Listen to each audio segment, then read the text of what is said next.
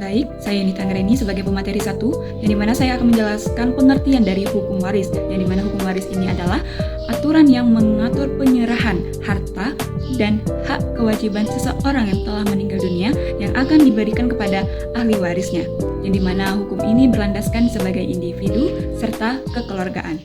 Nama saya Lisa Akbar, saya akan menyampaikan materi tentang sistem pewarisan menurut KUH Perdata, yaitu sistem pewarisan yang dianut oleh KUH Perdata adalah individual bilateral, yang artinya setiap ahli waris berhak menuntut pembagian harta warisan dan memperoleh bagian yang menjadi haknya, baik harta warisan dari ayahnya maupun warisan dari ibunya.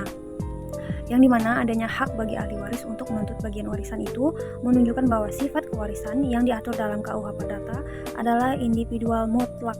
Namun demikian, dapat diadakan perjanjian untuk tidak melaksanakan pemisah atau pembagian harta warisan itu selama 5 tahun, dan tiap kali jangka waktu itu terlampau dapat diperbaharui. Pasal 1066 ayat 3 dan ayat 4 KUH Perdata. Bagian beberapa asas hukum waris dalam KUHP. Berikut adalah beberapa asas hukum waris dalam Kitab Undang-Undang Hukum Perdata KUH Perdata. Yang pertama yaitu ada asas kepribadian, pasal 830 KUH Perdata, yang mengatur bahwa hukum waris berlaku bagi setiap individu yang memiliki kewarganegaraan Indonesia tanpa memandang agama, ras atau golongan. Yang kedua itu ada asas kekeluargaan dari pasal 831 KUH Perdata yang berbunyi hukum waris berlaku bagi keluarga, termasuk suami, istri, anak, dan orang tua.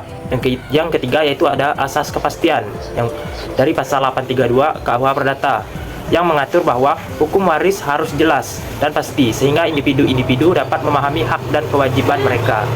Yang keempat yaitu ada asas keadilan dari pasal 833 KUH Perdata yang mengatur bahwa hukum waris harus diterapkan secara adil dan tidak memihak. Yang kelima yaitu ada asas keseimbangan dari pasal 834 KUH Perdata yang mengatur bahwa hukum waris harus mencapai keseimbangan antara hak dan kewajiban individu-individu yang terikat. Yang keenam yaitu ada asas kepentingan umum dari pasal 835 KUH Perdata yang mengatur bahwa hukum waris harus mempertimbangkan kepentingan umum dan kesejahteraan masyarakat. Asas-asas hukum waris Islam terdiri dari asas ijabri, bilateral, individual, keadilan berimbang, dan akibat kematian. Asas ijabri dapat dilihat dari berbagai segi.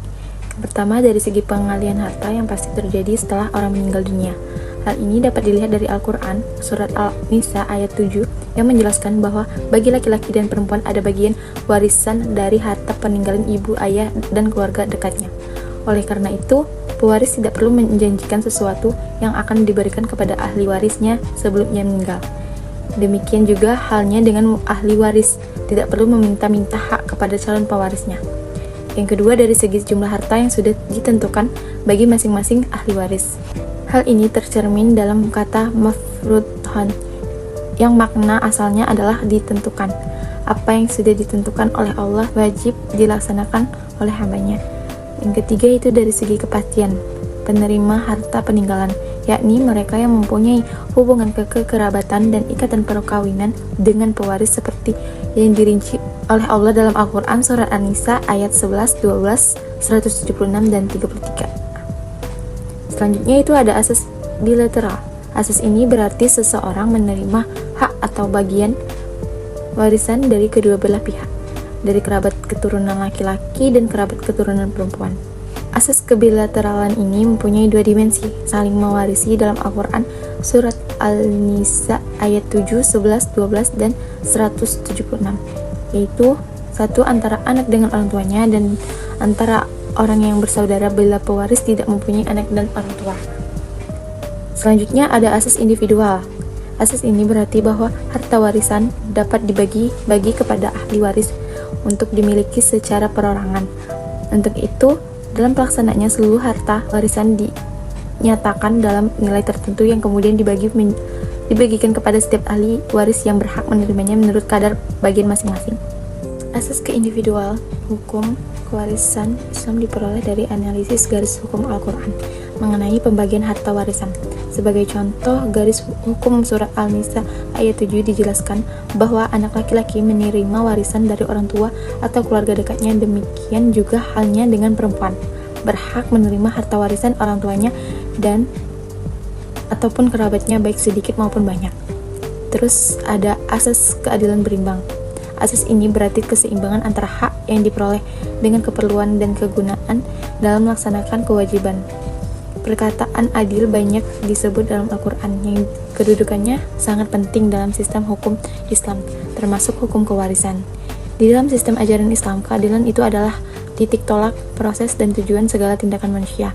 Dalam sistem kewarisan Islam, harta peninggalan yang diterima oleh ahli waris dari pewaris pada hakikatnya adalah kelanjutan tanggung jawab pewaris terhadap keluarganya.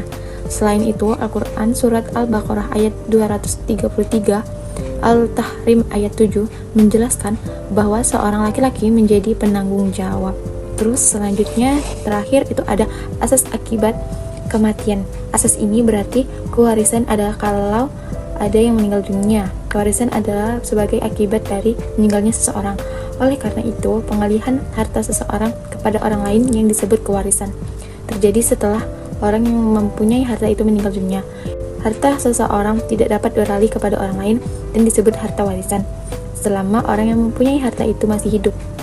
Asas akibat kematian seseorang mempunyai kaitan dengan asas ijabri, yakni seseorang tidak sehendaknya saja menentukan penggunaan hartanya setelah ia meninggal dunia kelak. Melalui wasiat dalam batas-batas tertentu, seseorang memang dapat menentukan pemanfaatan harta kekayaannya setelah ia meninggal, tetapi wasiat itu merupakan ketentuan tersendiri. Itu saja yang saya dapat sampaikan. Saya kembalikan ke moderator. Saya akan menjelaskan mengenai prioritas dalam hukum waris, yang dimana prioritas ini terbagi menjadi dua, yaitu hukum waris Islam dan juga hukum waris KUH Perdata atau BW. Bagian pertama adalah prioritas dalam hukum waris Islam. Prinsip dasarnya adalah harta warisan dibagi berdasarkan ketentuan syariat Islam dan tidak ada prioritas khusus untuk ahli waris tertentu. Semua dibagi sesuai dengan syariat atau ketentuan Islam. Prioritas menggunakan harta waris berdasarkan hukum waris Islam adalah yaitu ada biaya penanganan atau biaya perawatan semasa pewaris sakit atau saat mengurus jenazah. Yang kedua adalah pelunasan hutang sang pewaris.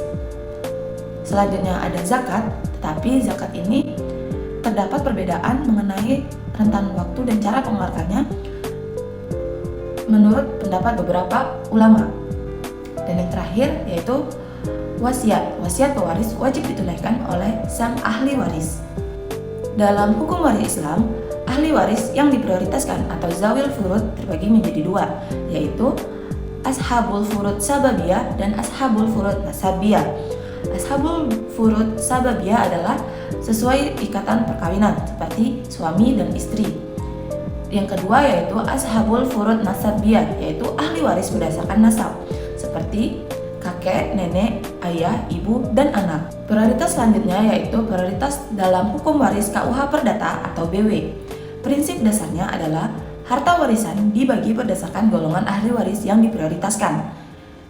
Dan tujuannya untuk melindungi hak ahli waris dan juga untuk mencegah terjadinya sengketa.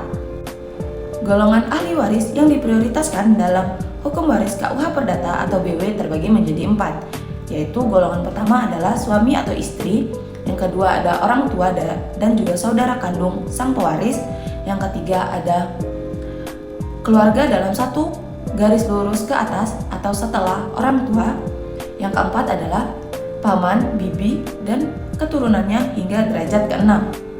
Konsep keadilan dalam hukum waris KUH Perdata atau BW dibagi menjadi dua, yaitu keadilan kumulatif dan keadilan distributif.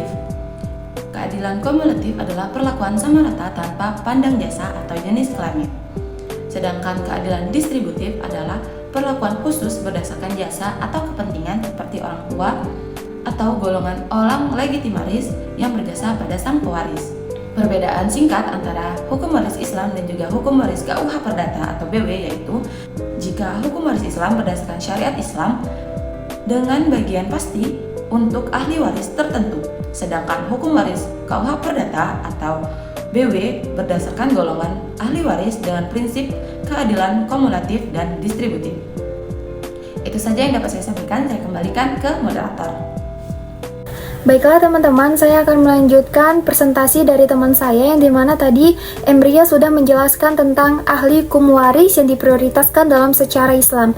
Lalu saya akan menjelaskan ahli hukum waris yang diprioritaskan secara atau dalam KUHP Perdata atau per BW. Nah, yang dimana seperti halnya dalam hukum waris secara Islam, itu hukum waris secara KUHP juga memiliki golong-golongan yang terlebih dahulukan untuk mendapatkan hak-hak dari pewaris yang telah ditetapkannya. Yang dimana tujuannya dari prioritaskan dalam KUHP ini dimana untuk melindungi hak-hak dari pewaris saat terjadinya sengketa. Nah, di dalam ahli hukum waris prioritas secara KUHP ini dibagi menjadi 4 golongan. 4 golongan yang diprioritaskan dalam bidang KUHP per BW, yaitu golongan pertama ada suami istri yang hidup terlama atau anak dan keturunannya. Lalu yang kedua ada orang tua pewaris dan saudara kandung pewaris. Lalu yang ketiga ada keluarga dalam keadaan garis tegak lurus sesudah bapak atau